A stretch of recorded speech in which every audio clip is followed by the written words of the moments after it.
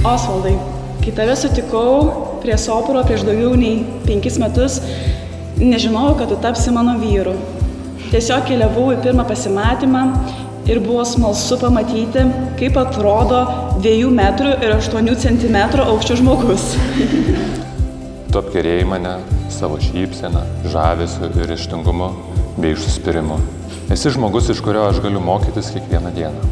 Su tavim nuo pat pradžių jaučiausi savimi.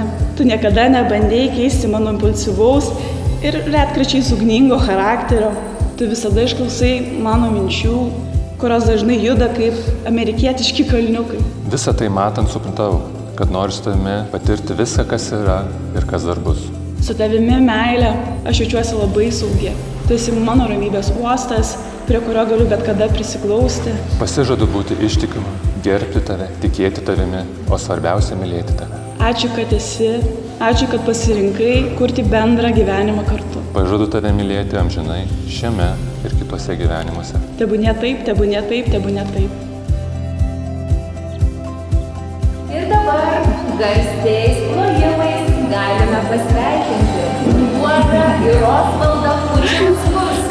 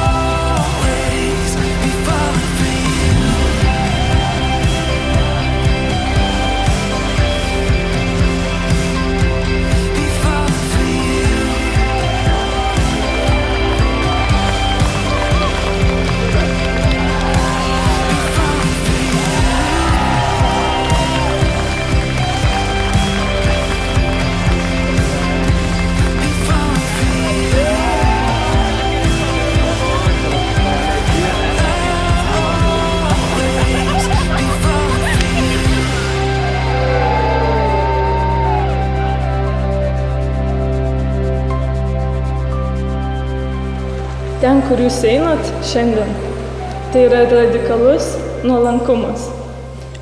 Ačiū, kad esat. Ačiū. Ačiū.